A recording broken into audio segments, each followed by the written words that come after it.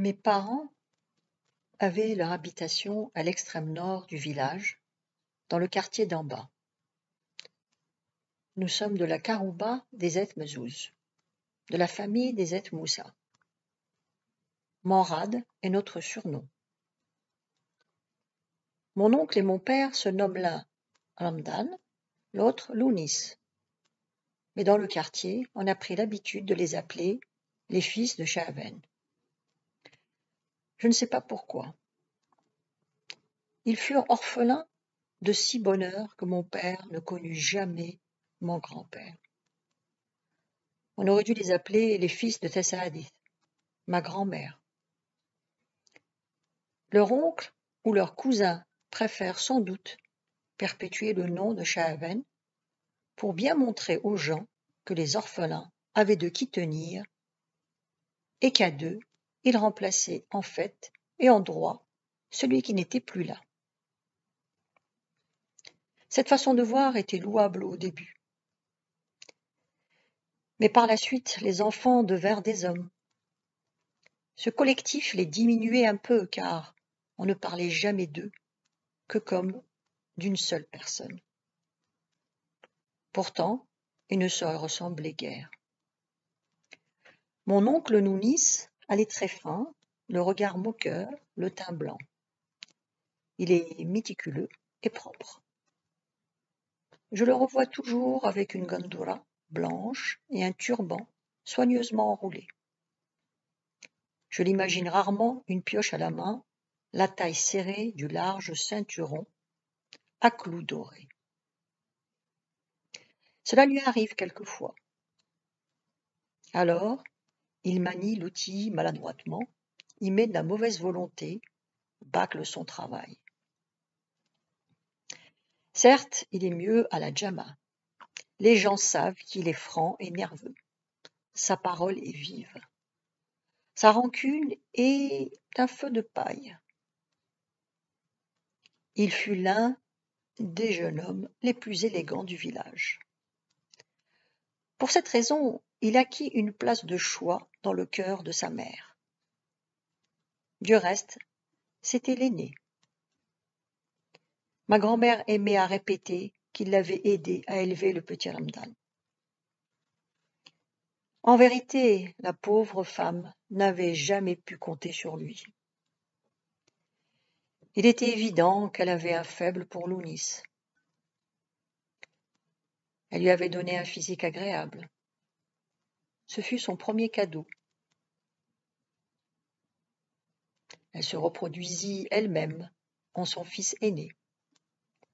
Le même sourire, le même visage ovale, le même son de voix.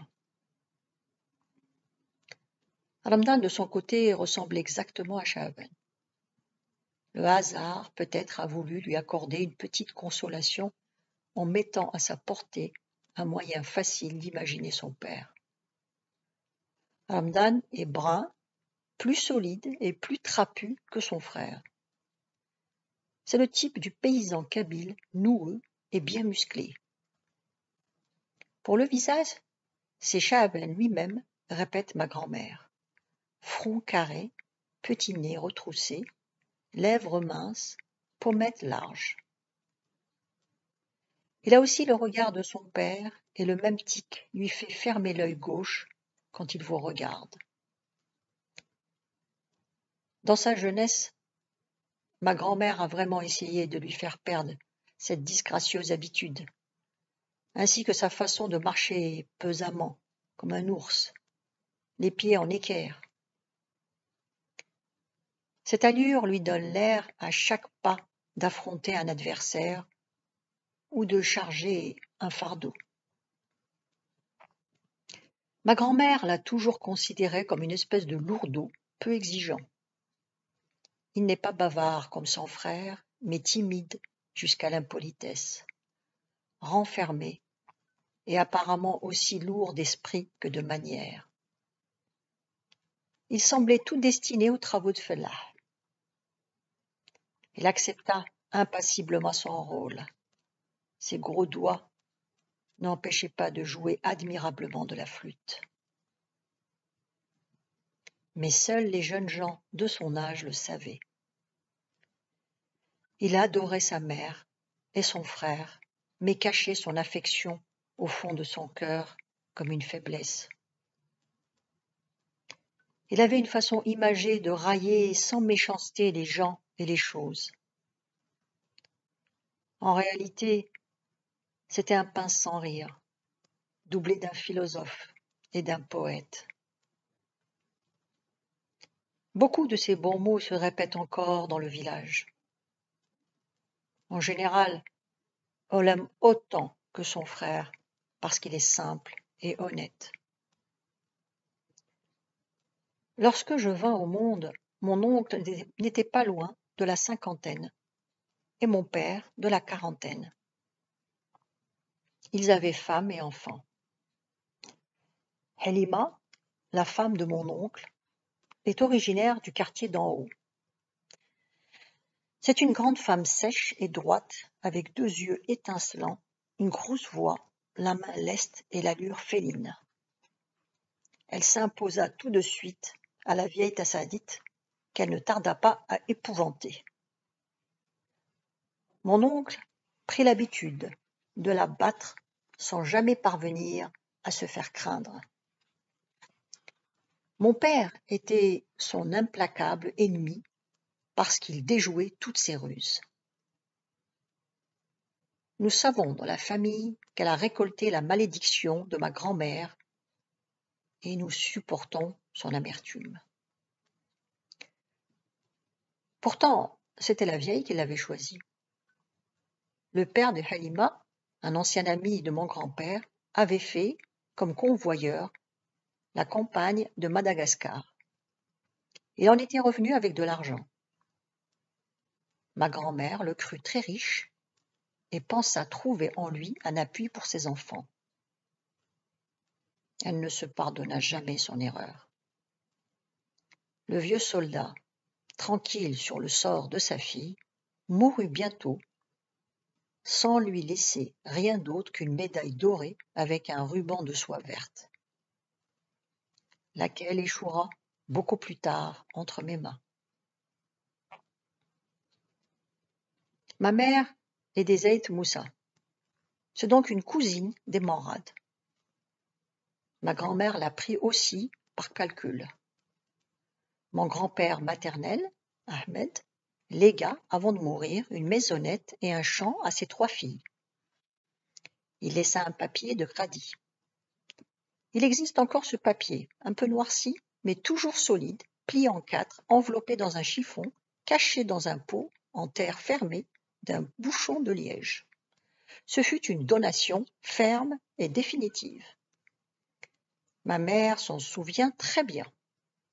Mais lorsque l'acte arriva, le cheikh qui le traduisit expliqua aux héritières qu'elles n'avaient droit qu'à l'usufruit. Le cadi, sans doute, n'avait pas bien compris les vœux du mourant. Il enregistra ceux des frères. Cela n'eut plus beaucoup d'importance, car ma mère et mes tantes ne furent pas inquiétées par leur oncle qui se partagèrent les autres champs. À la mort des 3 sœurs, ils prendront, sans histoire, le reste de l'héritage. Ahmed, mon grand-père, était veuf. Il n'ignorait pas que ses filles n'auraient aucun soutien, mais n'osa pas leur donner ses propriétés avant sa mort, ce qui eût été la seule façon de les garantir de la misère. Il craignait pour ses biens, proie facile entre des mains de femmes. Il se refusait à exposer sa mémoire aux flétrissures des Aït Moussa vivants et futurs. Il ne voulait pas que d'autres s'installassent sur ces terrains, fussent-ils des gendres ou des petits-enfants.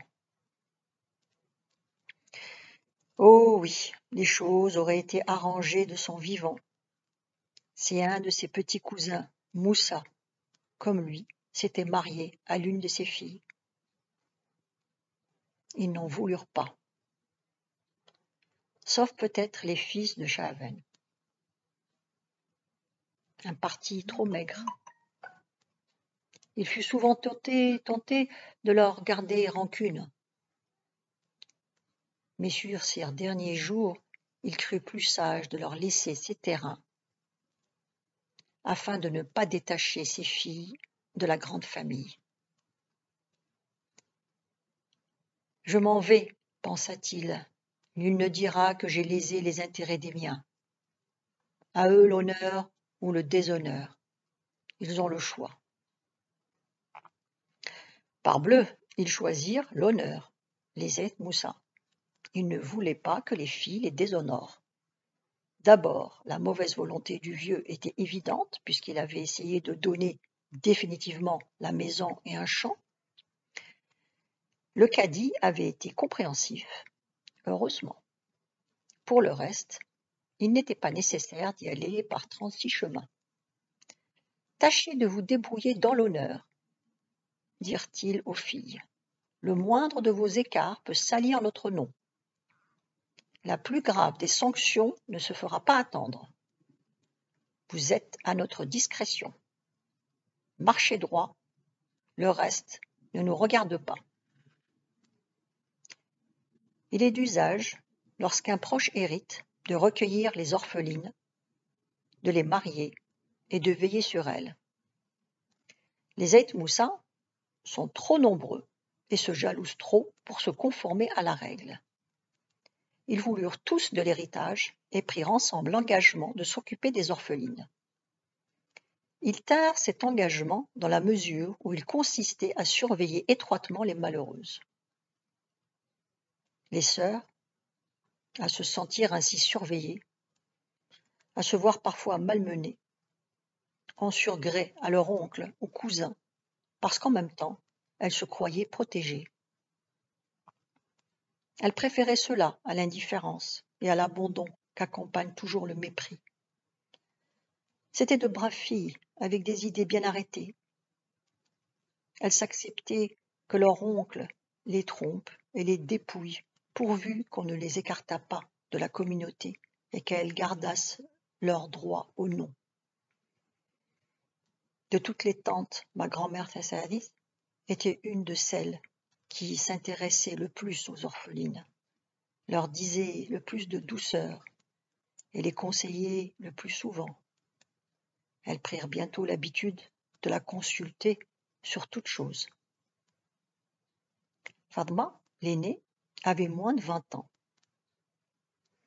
Ramdan n'était pas encore marié.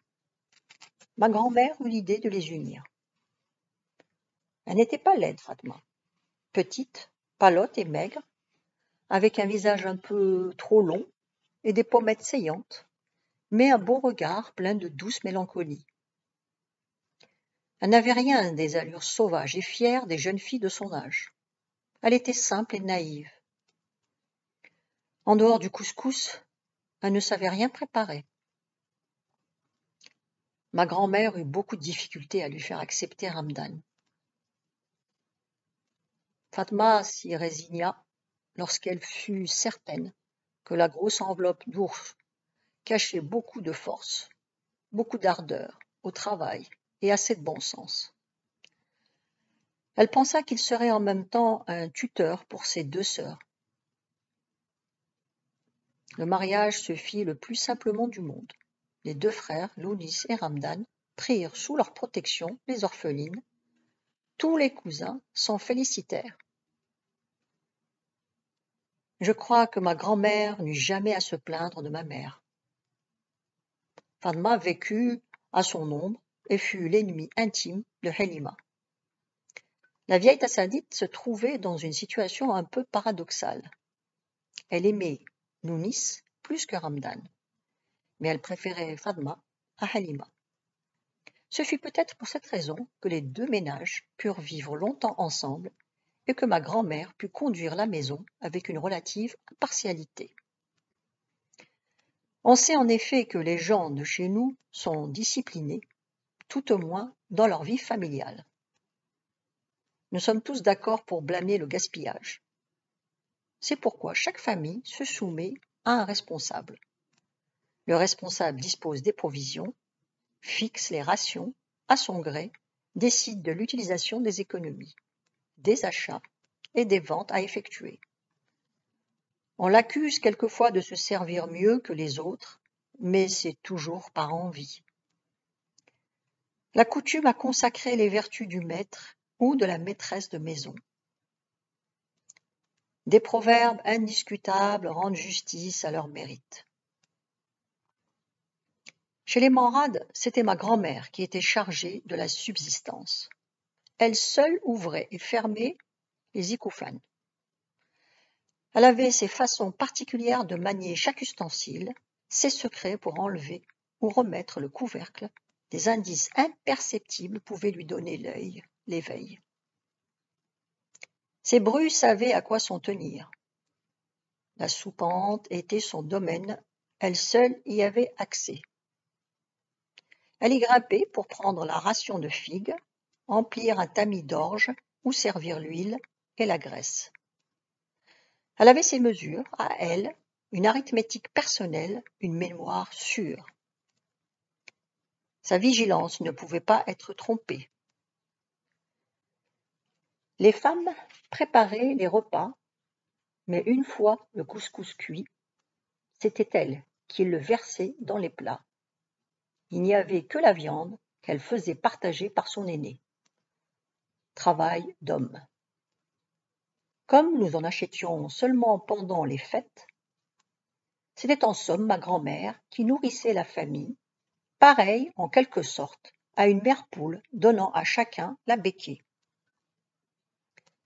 Certes, voilà un travail qui exige de grandes qualités, car on sait que les Kabyles ne nagent pas dans l'opulence. Néanmoins, comme on en charge toujours le plus vieux ou le plus respectable de la famille, on est généralement tranquille sur le sort des autres, et l'on est certain qu'il remplit son devoir avec le souci constant de l'intérêt commun.